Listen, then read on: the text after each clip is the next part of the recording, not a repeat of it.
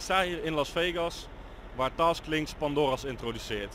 Pandora's is een hulpmiddel voor bedrijven om social media berichten te kunnen uitsturen en te kunnen volgen. Achter mij vindt de CES plaats, waar bedrijven allerlei nieuwe elektronica aankondigen. Wij gaan kijken of dat de PC zijn langste tijd heeft gehad door de komst van bijvoorbeeld de tablet en de smartphone.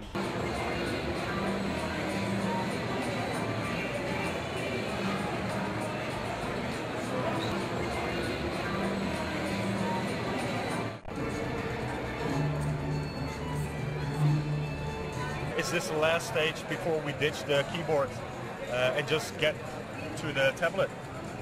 Well, I think what you're seeing here is a realization of what the Ultrabook vision was in the beginning, is that no compromise computing experience. So it's full productivity, full PC creativity when you need it, the tablet consumption, casual, lean back experience when you want it. So I don't think it's an either or, I just think it's an evolution of the category.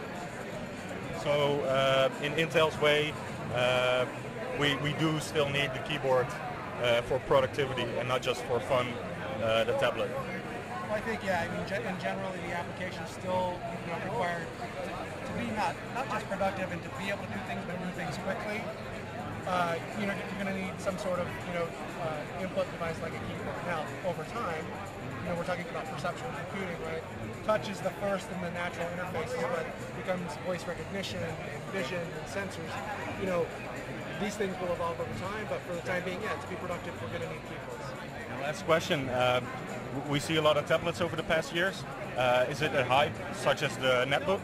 Or do we see over 10 years still computers with touch or not? I think what we're already seeing is that touch is becoming pervasive. Consumers are already demanding touch. Windows 8 has only been out for a couple of months now. 80% of consumers asked now are generally saying they want a PC with touch. I think touch is here to stay. Any other natural sort of interaction interface, I think, is going to evolve just like touch. All right, thank you so much. We have an application on here called the No e-Textbook Reader. Really neat. Think about the applications for business here. So you're in education, you type on the No, K-N-O, e-textbooks. Now you got a textbook.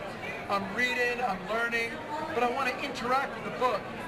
Let's press on photosynthesis there. Up pops a window, you got the definition. You got a video on photosynthesis. My question really is this the end before we go full tablet and that we lose or get rid of the keyboard? Right. I mean, it's an interesting philosophical discussion that way because, I think we've had these predictions of the death of the PC for a while now. The fact of the matter is the usage scenarios of your average computing customer, whatever that may be, still have not reached a point where doing away with the PC, having the software that they use on their day-to-day lives, being ensconced in that environment. We still need the productivity of a keyboard or input of a mouse or whatever. And it even goes far beyond input. I mean, we're talking also about, just as an example, let's use Microsoft Office as an example, because that's, one of those ubiquitous programs, right?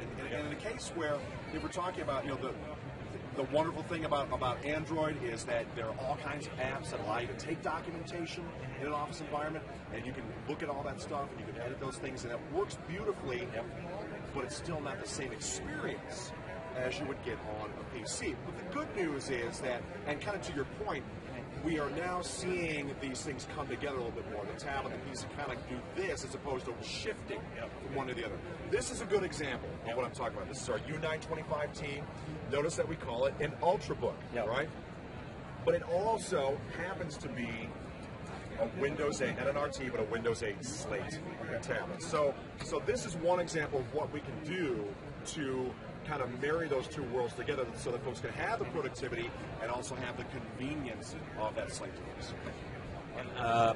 So we will move more to the Ultrabooks with touch. Will we lose the tablets without a keyboard? Or do they still stay here, let's say, for in the near future, in 10 years or so? Do we still got the normal, regular tablets like we see with the mostly Android tablets. Right. It's tough to make that kind of prediction. That's a little difficult. But what I can tell you, going to go back to the first part of that, is that Intel really wants Ultrabook with touch. They are now making that demand, and we're doing that now. I mean, this is one example. This U845 right here, this is also a touch model, so we're already making that happen. Windows 8 has made touch compelling, and I think usage scenarios now are going to revolve around that. Where we go from there, obviously we can speculate all day, but this is where we are right now. Thank you.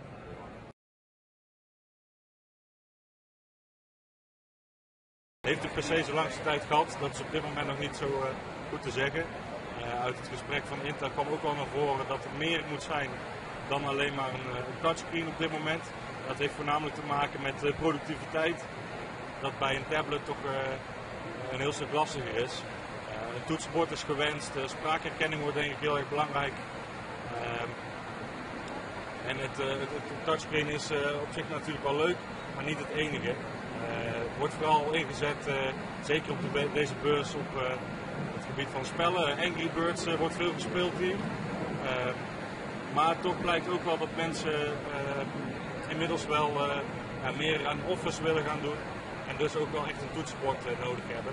En daarom zie je ook meer ultrabooks met touch en de convertibles, die soort hybride laptops eigenlijk.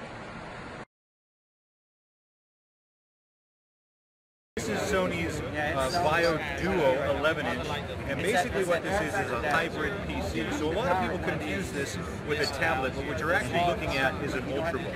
And what makes this super unique is that it has this hybrid design that allows you to use it as a traditional sort of keyboard and screen laptop, or you can simply push it and hold it flat, and now you have more of a tablet-based environment. But this is running a full version of Windows 8. So it is definitely an Ultrabook. It meets all Ultrabook specifications. It weighs in at just under 3 pounds with battery life just under 5 hours. Touchscreen. It also has full port connectivity. So we're talking about USB 3.0, HDMI on the other side, VGA because not everyone's converted over to HDMI yet, as well as SD and memory stick. And there's also an Ethernet port on the back. Additionally, we're putting NFC One Touch on a lot of our products this year, and so we've included the NFC chip on this device right here. So you'll be able to simply touch an NFC compatible device to this, and then you'll be able to make a connection. The other thing that's really cool about the Duo is that it ships with a digital pen.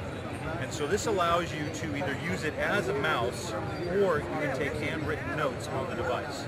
And when the tablet or the hybrid PC detects that the tip is near, it actually turns off the touch functionality. That way, if your palm is resting, you can write without engaging the touch functionality. So that's different from what we saw in the last 5, maybe 10 years with regular kits. Exactly. So it's a combination of a wacko board and then also a traditional touchscreen network. And that's the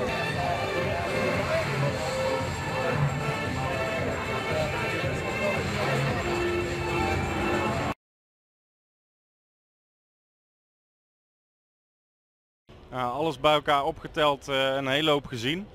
Een hele hoop nieuwe dingen gezien. Voor mij was ook de ruitenwisser erg indrukwekkend om te zien. Ik denk dat Samsung een hele mooie show had met hun UHD schermen. Op tabletgebied is er ook een hele hoop te zien geweest, vooral op convertible gebied. Maar echt hele vernieuwende dingen heb ik niet gezien. En dat is misschien wel jammer. Maar wellicht is dat volgend jaar een ander verhaal.